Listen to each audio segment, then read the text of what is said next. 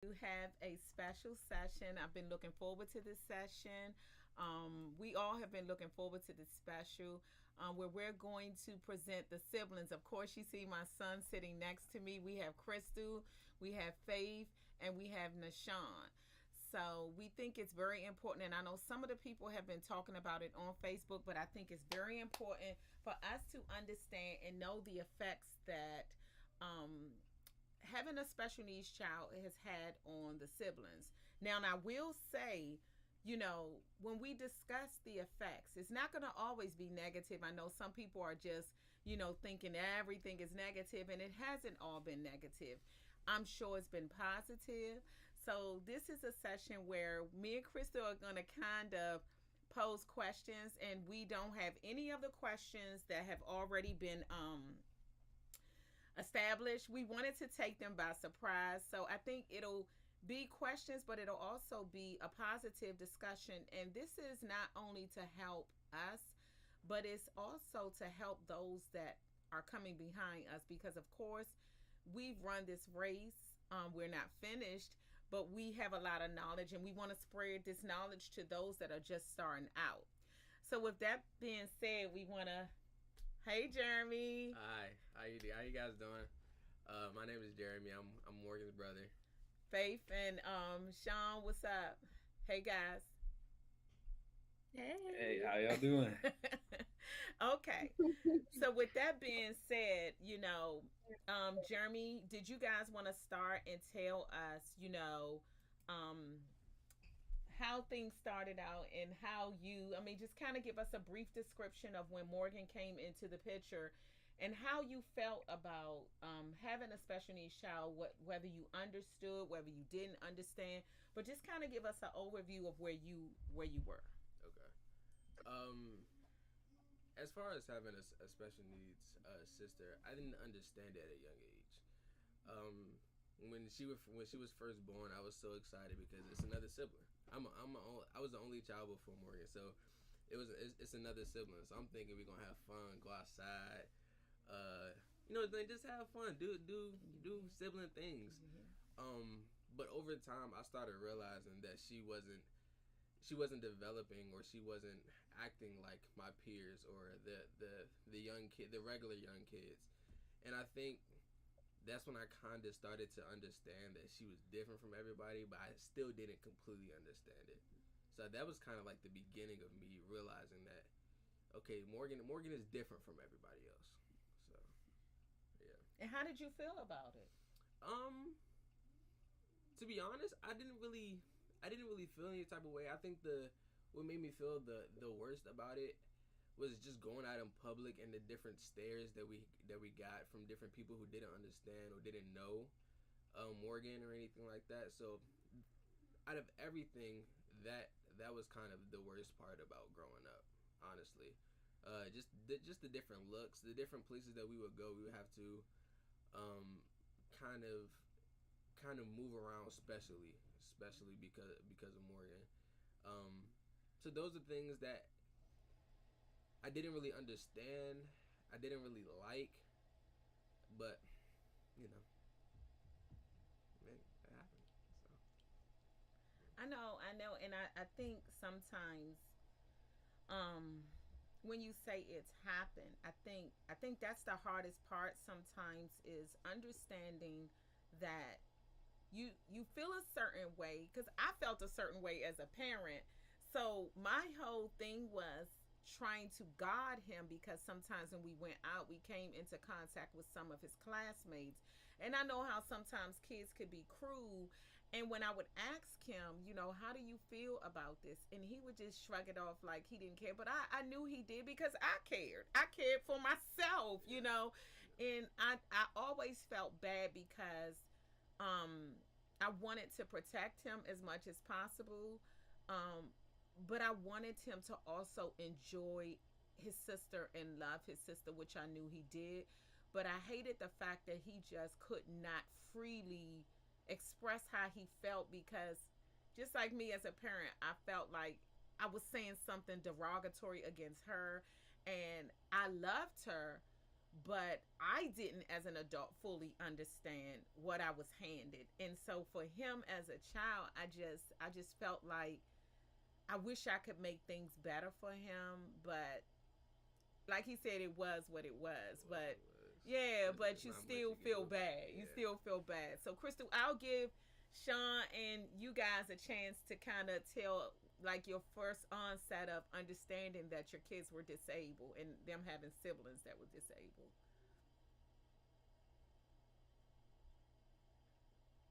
Well, I would say before they talk, one of the things that their older sister Jael, you know, born with complications and being diagnosed with cerebral palsy, and they can share how that affected them because she is older than them. She is my firstborn, and them Nashan and Faith are in the middle, and then you have Daniel and Roman, and them both being autistic, having ADHD. They can share their experiences as well as having siblings with different needs. Nashan and Faith. Mm-hmm. Yeah, I say in our household it's kind of like a unique opportunity for us to kind of learn about special education and disabilities. Like, we grew up seeing Ja like as she was, so we already kind of got that exposure. And growing up, we can see, how in some light it could look negative, but like Ja, she has grown, she can function, and just like being around us, we treat her, just like a normal person. But like as Jeremy was saying, like outside stairs, like stuff like that has been seen by people who don't know. And then when Daniel and Roman came into the picture, now we get to see the autism spectrum, so they both behave differently. And like we've learned, how to how we should carry ourselves around them, so we can better help them communicate with us. So like we can understand what they're going through, and how they interact with their peers and each other in the household. Yeah. When it comes to Jai, I feel like what Sean said, there was nothing, I never saw anything indifferent about her. She, I feel like I had a definitely good understanding of her. Um, I feel like at the time I didn't really know what cerebral palsy was. So I guess I never really noticed that about her. I feel like the first thing I noticed and a lot of other people noticed was how she spoke. And to me, I never really saw it as anything different. A lot of people think that I'm fluent in Jai, and I feel that way too. Like I would look at other people differently, like you didn't understand her, like because I understood her, so I just felt like I had that expectation that other people should too, because I there was very little that I couldn't comprehend from what she said. um so I never really had a problem like translating anything, because I felt like, you know yeah, like, like I heard her, and I just felt like other people should too. And as for Daniel and Roman, it just gave us a broader understanding of different disabilities, um understanding what autism is and understanding what ADHD is. um I feel like I learned so much from them. I I think feel like I'm sorry, go ahead. I'm sorry. I was just saying, I just feel like I learned something new every day from them, and I was able to apply what I learned from them and from their behaviors to just my daily life and understanding those with special needs. I love Yeah. that, and to hear that from you. Faith said to me one day, Paula, she said when Jai was younger and we just didn't understand what she was saying, we would be like, "Huh? What are you saying, Jai?" And Faith would be like, "She said she don't want any more." And Faith was only 2 years old, and she would say it to us with attitude like, "Why can't y'all understand her?" And when I was talking to Faith, she was like, "Yeah, because I felt like I was the only translator for her, and why couldn't y'all understand her?" And we felt like, Faith and Jael shared a room. So Faith was with her a lot, and Faith understood Jael. And we also felt like we did kind of use Faith in helping us with Jael. Like, Faith, if you see this, you have to let us know with Jael, because we thought Jael would be more prone to tell Faith too, since they shared a room, even though they are 5 years apart. They had a bond, and I used to get so tickled by that. And Faith was annoyed, like, "Look, I'm gonna stop translating for y'all. Y'all need to understand her." It's funny because for me, I remember, and I don't know if Jeremy remembers this, but he was so excited. Morgan had to spend the first 3 weeks of her life in ICU. Um, one of the nurses was so nice because he wanted to hold her so bad. So we brought him up there. She brought her out of ICU on the side. He was able to hold her. But when she came home, me being a protective mom that I was, he just kept saying, "Mom, when I hold her," when I was like, "She can't right now. She's so small. You can't hold her." And I came out of the bathroom one day, and I had laid her on a bed, and I came out, and he was trying to pick her up, and I was like, "No!" But I felt so bad because at the time, his cousin, my sister had twin girls, and her sons were getting to enjoy the pleasures of having a sister, a younger sister, and I just felt so bad that he couldn't, but I was just so scared of, all they kept telling me was, "Oh, she's prone to diseases." He went to school and he came home, and I'm like, "Jeremy, you don't understand." But I felt like, so much was put on him as he, with Jeremy being as young as he was, so much was put on him. And for me, I just always felt bad about that. How do you feel about that, Jeremy? I know we've talked offline. Yeah. Me and him talk a lot more about it. And it's heart wrenching, but I'm glad that he's able to just come clean with me and just talk about the responsibility he bared for having a special needs sister. Yeah, the responsibility was definitely there because in you had to be mindful of what was going on in the household. It was coming from one parent household. We was taking care of Morgan really by ourselves. Now my lovely mother, she can't do everything. She can't do everything. Says who? She cannot do everything. So I think that's where I see the need, and I had to step up and kind of fit the need. And in the beginning, I do feel like it was a burden in a way because we couldn't do everything. We couldn't. She can't be two places at once. It's not. She can't be two places at once. So if I want to go to this place or that place, I kind of had to let her know in advance. And if it fit the schedule, fit the schedule. But if it didn't, it was kind of tough. You know what I'm saying? It didn't. So I mean, in that aspect, it was kind of.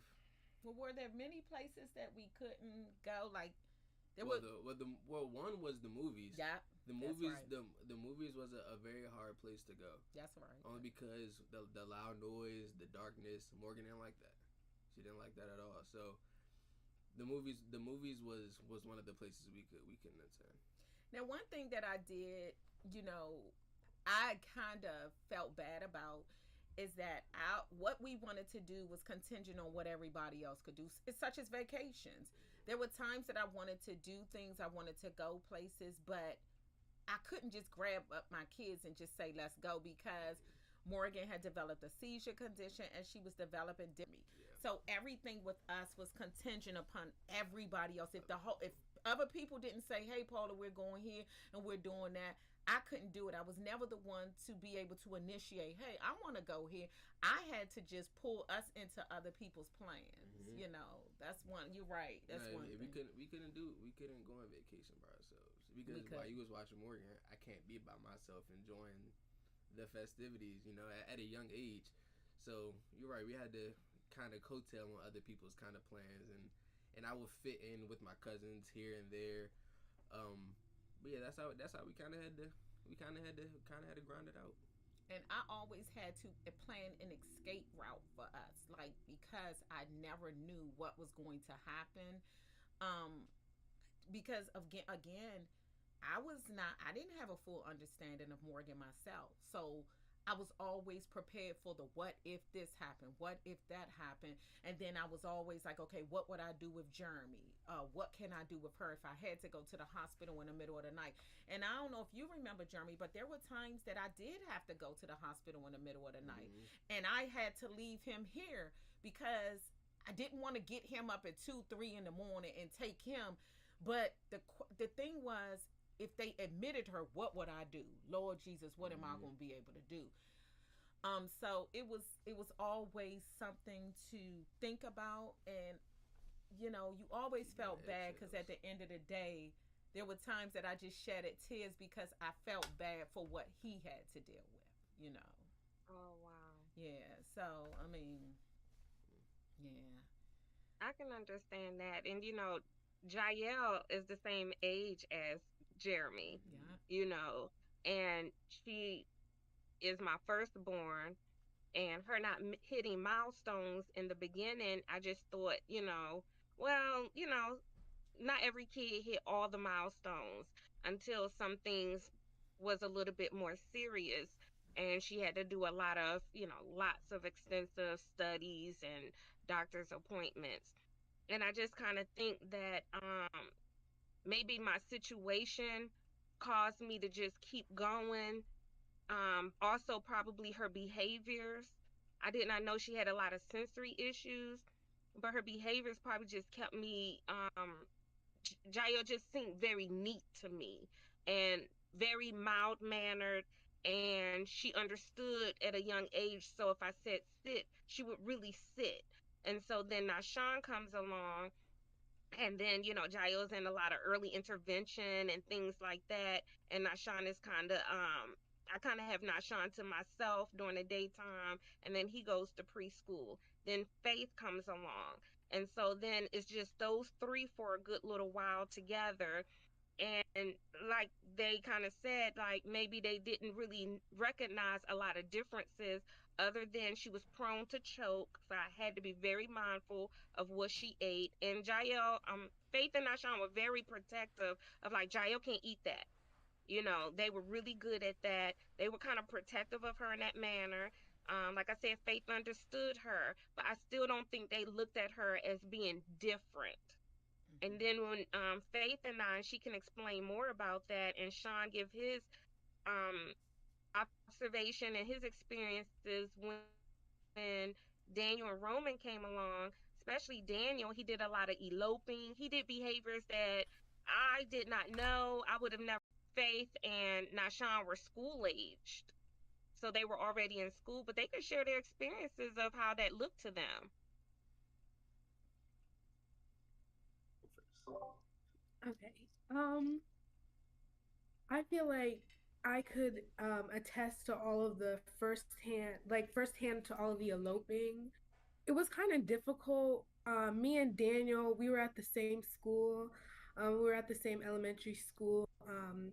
When he came to kindergarten, I was in fourth grade, and it was different. You know, it wasn't common to see a kid running down the street during recess, and you know, I wasn't always there to assist because there was a big kids playground and a little kids playground, and so I was just never within his vicinity. And it was kind of hard being in the hallways, and the kids were little, they're like 5 years old, so I never really thought too much of it, but just always like walking in the hallway and someone's like tugging on my shoulder talking about some Daniel did this today and Daniel did that today, and I'm like, okay, like I wanted to be like, maybe we should worry about you instead of worry about what Daniel's doing. Like I knew that Daniel was different, but some of the kids they probably didn't. They weren't really aware. And I just never liked the term hearing like, oh, Daniel was being like bad today or doing bad things. Like I never wanted to hear that. And I never wanted to hear people tattletaling on him because he just operated in a different way. And I felt like it wasn't really fair to him to have all these kids just like explaining what his behavior is. I felt like it was more of the teacher's job to handle the issue, and the teacher handled it well. He had a very good kindergarten teacher. Um, so I just felt like, I wanted to look out for him as best as I could because I noticed he was different, and I noticed like kindergarten was definitely a bit of a struggle for him, but we've seen as a family his growth. And like sometimes we could just look back and laugh at all the eloping because we know it's not going to happen again, but during that time it wasn't a very funny thing. So It wasn't. you know Jeremy said he was fast because yeah, one He was time he was fast. eloping with him and yeah, he Yeah, was he's fast. fast.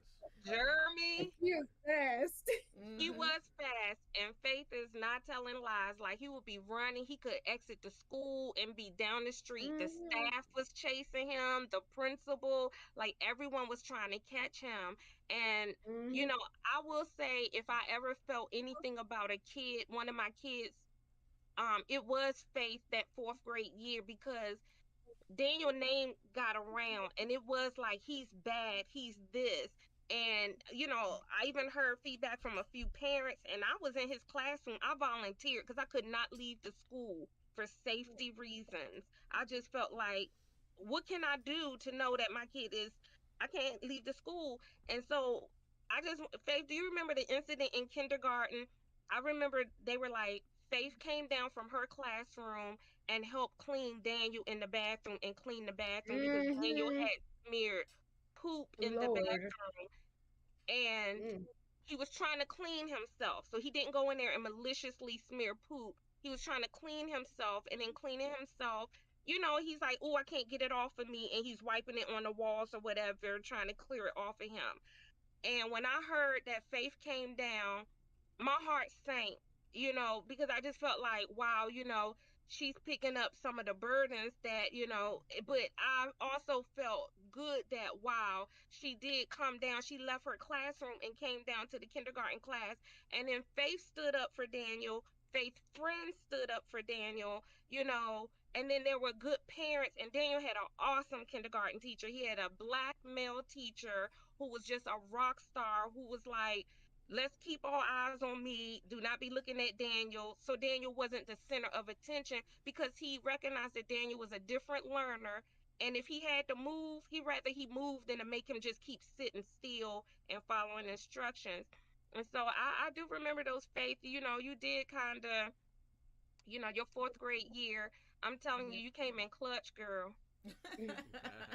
And that's one On thing the I day was flip. even going to ask, like, had you guys ever been approached by your friends to ask like what's wrong with your sibling, like Jeremy? Has anybody ever done that and you felt like you had to explain it, or how did you handle that?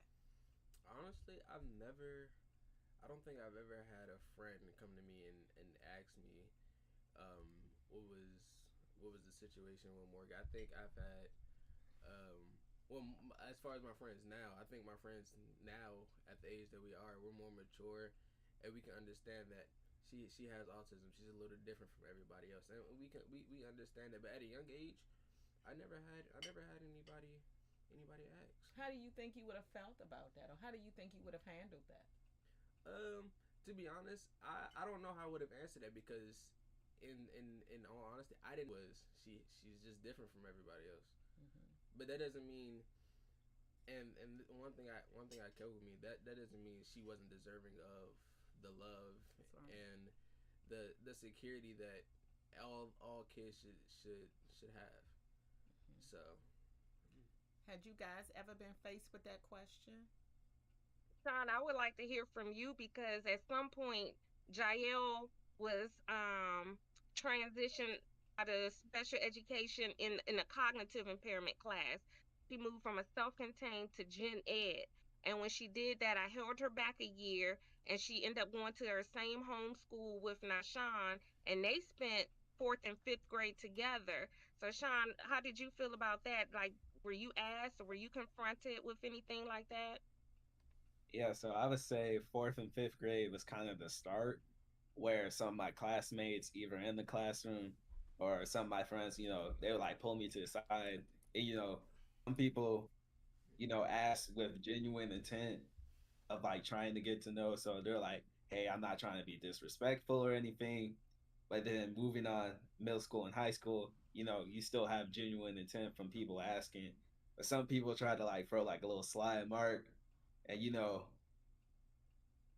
part of me wants to, hopefully say it's ignorance, just like, okay, they don't know. Obviously, they don't mean what they what they're saying in that context, but you know for the most part, a lot of people have asked, and I try to explain to the best of my ability, like, it's cerebral palsy. I don't know everything about this condition, but it affects you physically. And then like you can kind of see the physical impairments, but like Jael can function. Like she is in classrooms, she goes on school trips and everything. And in high school, it kind of continued on that trend, especially with special education programs at the school. And then at the age, like college friends, like they know, and if they inquire more, that's also from genuine intent. So like my friends now, like they know, and if they had like a certain question, actually, they would go out of their way to do research, and then like try to clarify if anything. That's awesome. Now I like that. let me ask you this. I mean, let me ask you guys this, and I kind of know the answer because I'm gonna say this. For those that don't know, of course, Crystal is my cousin. These are my cousins as well, and our family. I think having these special needs individuals in our family has done wonders. I mean, I can honestly say that Morgan, Jael, the boys, I mean, they just embrace. We just embrace, and we just love them for who they are. But how did that make you guys have more compassion when you came in contact with special needs people, or how did that affect you? And Crystal, I'll let you ask the next question. For me, I know we always have this saying of treat everybody the same because you never know what somebody else is going through. So with that, across the board, autistic or not, I treated everybody with love, but especially those who were on the spectrum because I understood that they might not be receiving those love from somebody from other places. Mm-hmm. So I wanted to be the one to make sure that I brighten up that day, or I say hi, or I include them in whatever conversation it might be, just to let them know that it's okay. Everybody's not the same, but you still deserve the love just like everybody else. Just like so that's what made me. Morgan made me compassionate toward everybody, and I'm grateful for that because if Morgan wasn't here, who knows? Who knows? But because of Morgan, Yeah, I have compassion toward everybody. So I I love love that it, about that. Jeremy. And it shows. I will say, not just because he's my son, honestly, but it shows even in his treatment towards me. I mean, it just, the compassion Jeremy has is just overwhelming. I know people say I have a great son. I ain't saying he don't have his faults because he definitely don't be cleaning up out this. Oh my gosh, not you calling them out. But no, I just love, love, love the way that Yes. Jeremy treats people. Not just Jeremy, but our family. He always says our house is a house of love. That is what I think out of everything we talk about scripturally, and the Bible talks about it, how we're supposed to show love to everybody. Yes. But I think in these day and time, it's so underrated. And for me, once you cross my doorsteps, I just want you to always feel love. And I want you to always Yes. feel like if you can't go anywhere else, you can come to our home. So, and I think it kind of helped, like giving her a bath, giving and feeding her, and those different situations where she solely depends on you, yeah. and you can see it in her eyes, the love that she has for you because you're doing these different things. You're really taking the time wash her up? Are you really taking the time to feed her? Even you're taking the time to do her hair, to make sure she dresses nice and things like that. So yeah. It's a lot. And I will say this, I remember one time Jeremy said, I mean, whatever we had on a spoon and Morgan, we put it to her mouth, she would eat it like that. Mm-hmm. And Jeremy said, Mom, do you know Morgan trusts us with her life? He was at a young age and he said that. He said, Mom, I don't care if we are feeding her whatever we put on a spoon and give to her. He said she eats it. He said, do you know she really trusts us with her life? And I never thought about that. But that was so profound when he said that. She trusts us. If she's in a place where she's not feeling like she's safe, she, as long as she has me and Jeremy's hand, and now it's hubby, she feels so safe. We call us her safety blankets. That's beautiful. I love it. Loud or different things like that. As long as she has one of our hands, or as long as she's next to one of us, she might stand right in front of us. She's good. Yeah, she's and that's good, hubby too. When one of us differs off, you can kind of see it click right then and there. It's like she doesn't know what to do. Yeah. I believe it. Yeah. She did that to me a few weeks ago. Paula just stepped on the other side of the door and she hit the floor. I was like, what happened? I'm right here. As soon as Paula came back out, she stood up. Yeah, so it's definitely, Morgan knows she's loved. And Yes. I always say, because there were times that they gave me a grim outlook on things. My whole outlook was, I don't care if she only has 10 days on this earth, she's going to know she is loved. I don't care what. I'm going to give her as much love as I can, because she should know that she's loved. So I love it. Okay, so the same question to you guys. What was the question? We got to repeat the question. I would say, in conjunction with the compassion, patience. Oh, wow. Girl, yes. Oh my goodness. I was gonna say that too. I was like, that was like ringing in my head like the entire time. Yeah, like I'm a be honest, like I wasn't that great with Daniel and Roman in the past. I'd be like, okay, like it's wrong. You still like on the edge of kind of doing it. And I was just like, I already have like a kind of deep voice, so me just even raising it a little bit comes off as, just like aggressive. I mean, I'm a bad brother. Like I've gotten that. So just like as they've grown up, and as like honestly, not only our family but like our community, like our church community, school community, as we all see them grow up, and like we're learning about them, learning, how to communicate, how they're communicating back with us, their feelings, like how can we help them, and how can we you know not be a harm. So like patience was a big thing for me. So, and that applies to like all the other aspects of my life now too. So yeah. So it Same for you, say. Yeah, same thing for me. I feel like the one thing I've learned most from my siblings is patience and empathy. I feel like even though I don't know firsthand the struggle that you're going through, I can empathize with you and I can figure out ways to make things better for you. And that applies to all people with disabilities. I feel like, especially with peer connections at my school, I learned to be a more well-rounded person and a more versatile person in terms of the needs of others. And that has made me be a more compassionate person. I know that different people require different needs, and I try my absolute best to tend to those needs. And so I really appreciate my siblings just giving me a different perspective on life and how I can see life through their eyes and the eyes of others. So I'm really gonna miss the Peer Connections program because I feel like each individual person taught me a different thing and made me a more well-rounded person and a better communicator. So I just I feel like I'm more of a people person now and Mhm. can be more in tune with the feelings of others because of them and thanks to them. And since I've learned that about myself, I now want to take it on a more professional level when I do eventually get my career because I do want to help those um, with their needs, whether it's mentally or emotionally or physically. Like they've just taught me so much, and I'm just really appreciative for them. That's So, beautiful. It I, is. I, I love what you guys have said.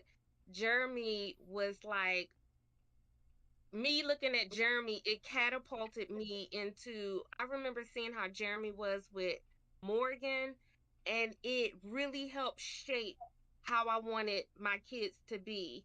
Like, I wanted them to know because we live away from family that we are all we have, and I wanted them to be appreciative of one another.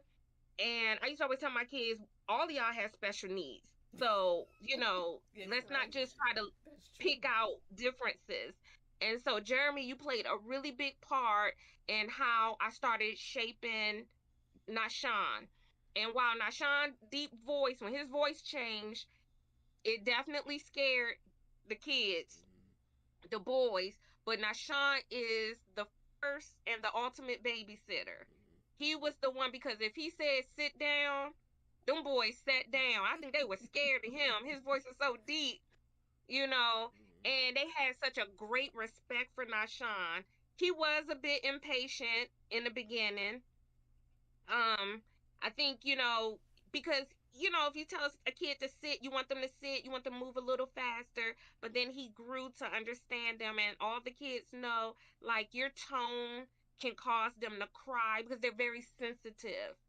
And so I did notice how the older kids started just changing how they responded to the younger kids. So I mean, I love each and every one of you guys' answer, Mm-hmm. and then I do have a question. I think I want to know. My question is like, did you ever feel? And I think Jeremy may have kind of touched on this earlier. Did you ever feel like time was being taken away from you, or you did not have enough of your parent, whether it's their attention or things like that? Did you ever feel like this kid is just taken from me or anything like that? I thank God because honestly, I don't know how, but it felt like she sometimes was in two places at one time. I tried to She be. she she would take care of Morgan and have Morgan all taken care of, and she would still attend to me and my needs and whatever the case may be. Anyway, she couldn't.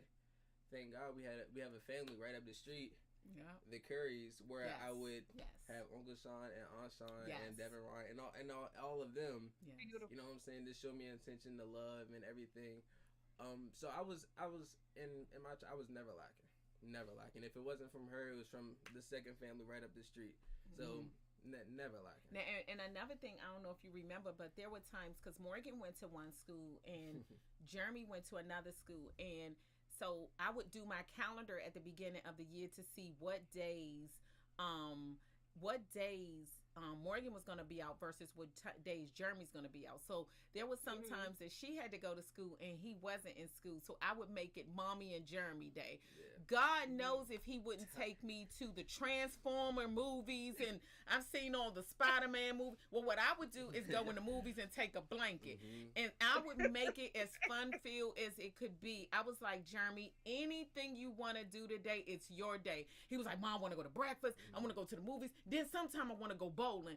And there were times that he would come, and then my nephews would come with me, so I would make it as fun as possible because I always wanted him to know that, even though you don't have special needs, you still matter. Yes. You still matter. And I did not want him to ever grow up resenting his sister because I had to do more with her.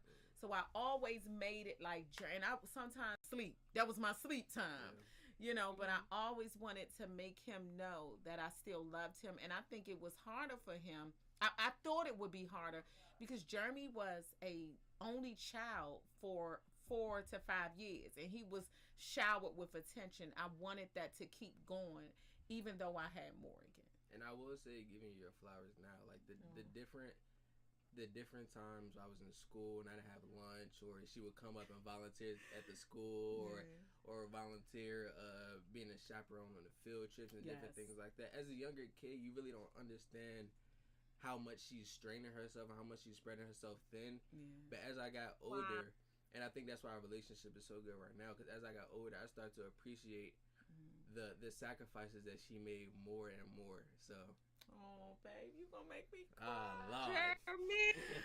I'm Jeremy serious. always been a sweetheart. He always had. I just thank God for him. I really, really, really, and everybody everybody knows how much I love my baby, but I do. Even when he went away to Towson, I would try to go up there because he wasn't home, and I would surprise him and say, "Hey, let's go out to lunch." You know, I just always wanted to make life so special for him, and I thank God because sometimes you can want that for a child and they don't appreciate it, but I can honestly say he did appreciate it. Thank you. I appreciate it. Oh, I appreciate it. Girl, I'm not gonna cry.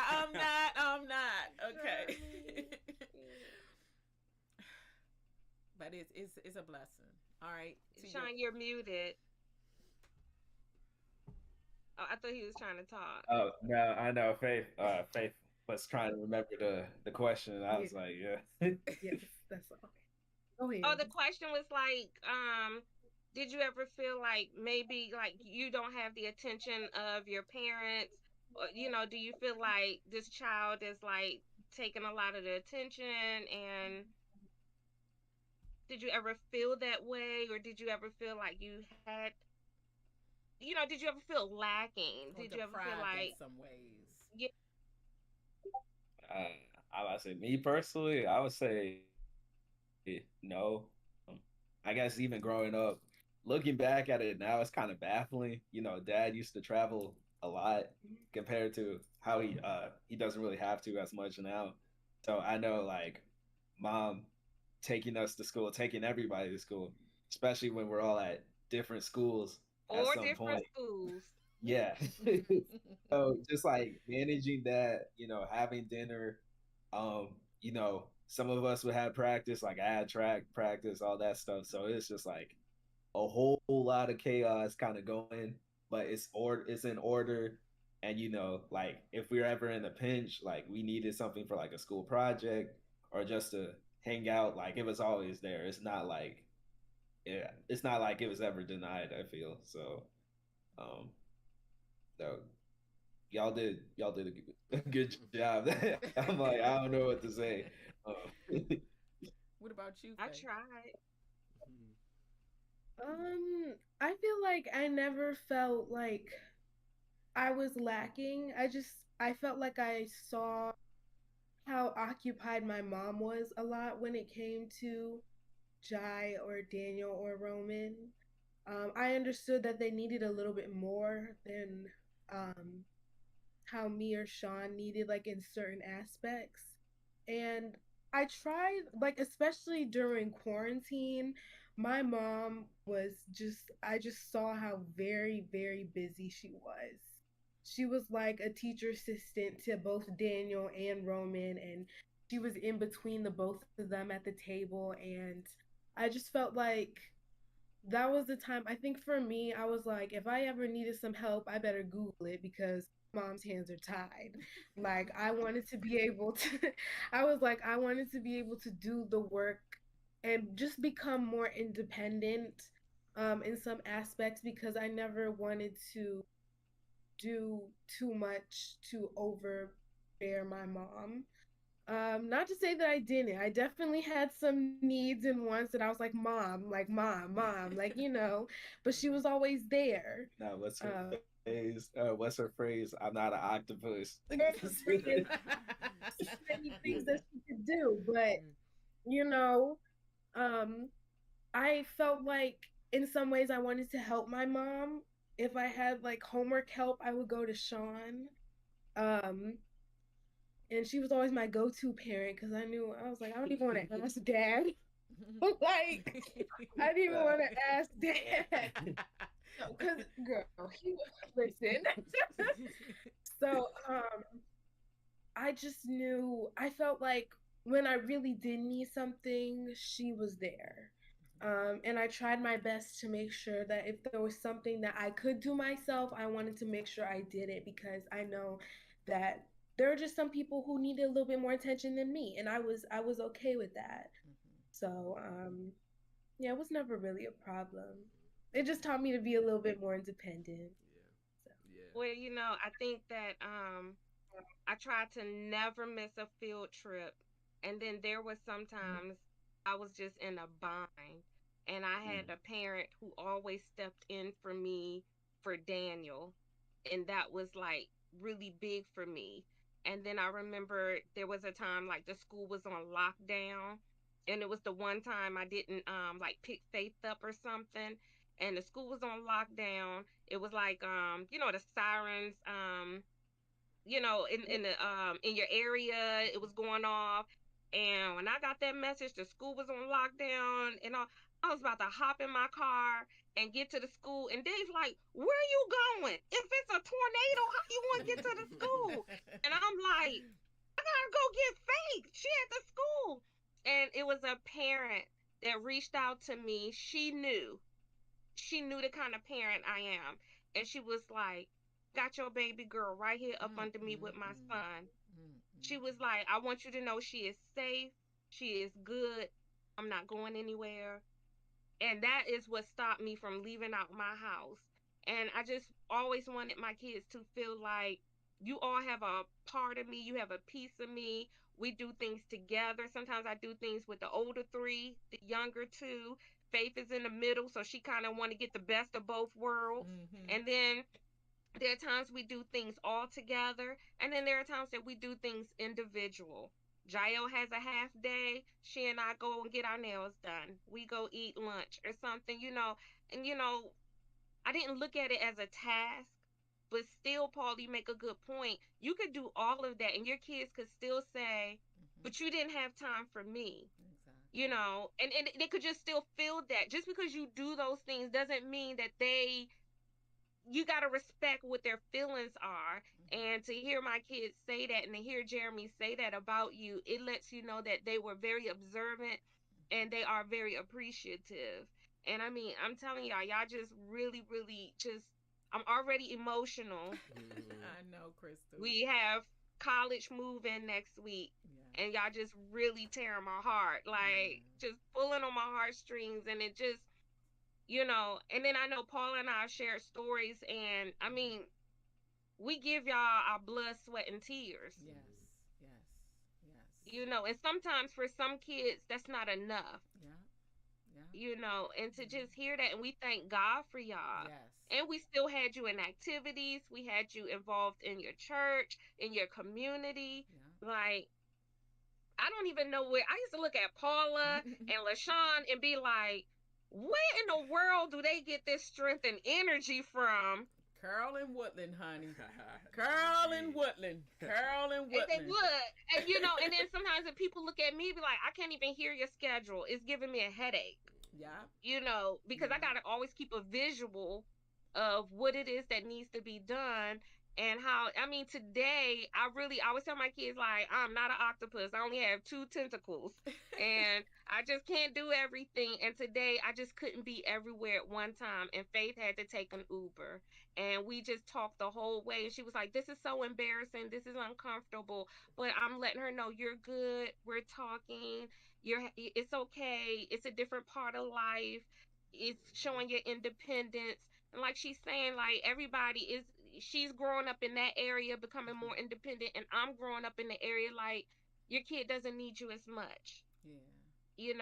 So it's ever learning on all ends, parents. And I think I've learned so much from my children. Yeah. I can say I've learned from Jeremy for sure. I can, and I was just telling somebody that today, being in the generation that we are, um, I thank God that I'm able to listen to my son, and I think we've come a long way with that because, There's one point we did not listen to yeah, each one other. time we did not listen to each other, and a lot of it came from him saying, "Mom, I need you to listen," and I think it's that transition. I think when your child is younger. And I'm going to say this, even when Jeremy was younger, Jeremy was wise beyond his years. So he doesn't even realize he's helped me in a lot of ways. But I think as he's gotten older, once he came from college, it was that transition during the pandemic, because he was used to being away doing Jeremy, and he didn't realize he was coming back up under this roof, you know? So I think that's what we had to come to grips with, respecting me more, and I will say me more, with understanding and respecting him more as an adult, a young man. And I think having Harp in the house, kudos, Harp. He's helped me a lot with that. Mm-hmm. He has helped me a lot with that. He's helped me to understand that I can step back. And I thank God for him having Harp here, because him and Harp have a relationship that, you know, there are times that I could say, well, babe, I'm going to tell Jeremy. He said, I covered that. I already got to him. And so it's just like, for me, it's giving me the assurance that I can step back, because hubby has stepped up into that role. And even at 23, you know, we got married. Jeremy was, 21? And my nephew Ryan said this. He was like, Paula, you know, I'm glad for you. I'm happy for you, because if everybody knows, Ryan is my baby. I love Devin and Jeremy, but Ryan is my heart. That's my baby. And we have real life conversations. And he said, Paula, I stood back and watched Harp. He said, you know, I had to pay attention, because I had to watch my aunt with him. You know, he was not playing, and that's I understood that. But he said, as I stood back and I really started recognizing things, he said he was good for all of y'all. He wasn't just good for you. He said Morgan needed him, and Jeremy at his age needed him. And that's why I say they are so wise beyond their years. And he told me, he said, I saw the need in the house, and he met the need. And I thank God for that. That was my nephew, who was, Ryan was like 19 at the time. Yeah. So, you know, I just thank God that, for me, you're right. Just because we did the best for our kids, and we can see that to this day in time, it doesn't always mean our kids got to acknowledge and appreciate it. And sometimes even the things that we would do, like, I remember we used to watch the movies, and she would be on one side of the bed. We'd be in there like sardines. It would be my mom, Morgan, then me. And those were the best times. And I appreciated those times so much. And I didn't really understand how much that even took out of her, but I appreciated those times so much. He wanted to sleep with me on Friday every during the week. All during the week. Mom, can I come in your room and watch a movie with you? And I was like, you better get green lights this week. If you get one red, you're not coming in here. So he was like, Mom, I'm gonna get all greens. So on Friday he would come and he was like, Mom, I got all greens. And I'm like, God dang. And he was like, Mom, and I would let him pick the movie. We went and got a VCR. We didn't know how to hook it up, but me and him figured how to hook it up, and we would go get us some movies. And he's right, those were the times that you remember the smallest things. And this is one thing he used to always tell me, Mom, I said, Jeremy, my friend Lionel said, at one point in time, P, he ain't gonna want to come in there and watch movies with you. I said, Jeremy, Mr. Lionel said you ain't gonna want to come and watch movies with me. He said, never, Mom. He don't know what he talking about. Never. When he got about 15, 16, I come in his room, Jeremy, you want to watch a movie? I said, you lied to me. You said you would always want to watch movies with me. And he was like, yeah, maybe next time. Oh my gosh, Jeremy. That was the thing he told me. And to this day, I'm like, Jeremy, you want to come watch a movie? Yeah, nah, I'm playing a game. I'm like, doing something right now. But I love it. One thing I did want to bring up, and I know, Jeremy, I don't know if you're comfortable with this, but you told me at one time that you thought about not having kids because of, you know, he didn't know what he would have. He didn't know if he would be ready for a special needs child. And I'm going to say this. I didn't take that, you know, I didn't take that personally, and I wasn't offended by it. But me and Jeremy, Mhm. sometimes we talking away for him going to work. He works, an From hour one body, away, and then we talk sometime on the way coming back, and we have really deep conversations. And when he Yeah. said that to me, and I was like, "Oh, why do you say that?" He said, "Mom, I just don't know if I can do that." And I remember telling him, I said, "Then you living life cautiously, but you're not living." I said, "Every time you get on a plane, you can crash. Do you not get on a plane? Do you not ever go anywhere? Every time you get That's in a right. car, Mm-hmm. you take a chance on life." I said, "But don't deprive yourself of things that you want in life because of what could potentially happen. Yeah. You can't live life like that." Yeah. How you want to talk Right. about that, Jeremy? Yeah, and that's something I was really debating on because I've seen the struggle growing up. I've seen it Mhm. firsthand. I've seen the tears. I've seen it all, and playing my role in that, I understand that there's a chance that it could happen to me. It could chance that it could happen to anybody, right? Yes. So I was truly afraid that that would happen to me because that's a lifelong this process you have to go through, a lifelong decision, lifelong you got to go through that. So to avoid all that, I was like, I think I'm gonna just sit this one out. I think I'm gonna sit the kids portion out. I've taken care of Morgan basically my whole life, Mm-hmm. and that's my child. I take care of her. I don't need to have my own, And the conversation we had really opened my eyes to, like you said, we can't live in fear. So Mm-hmm. that was definitely a fear of mine now for sure. And I it's real. appreciate your It's honesty, real. Jeremy, and it is real, Mm-hmm. And I don't think Faith did not express that that would be the reason why, but I remember Faith was like, "Mom, you might not get any kids from me." I just think she was just talking about kids, period. But she also said to me one time, "Mom, if I ever have a kid and my kid has autism, I would come right to you because I know you could help me." Mm-hmm. And that let me know that she felt assured that if she was faced with a challenge, she had help and support in an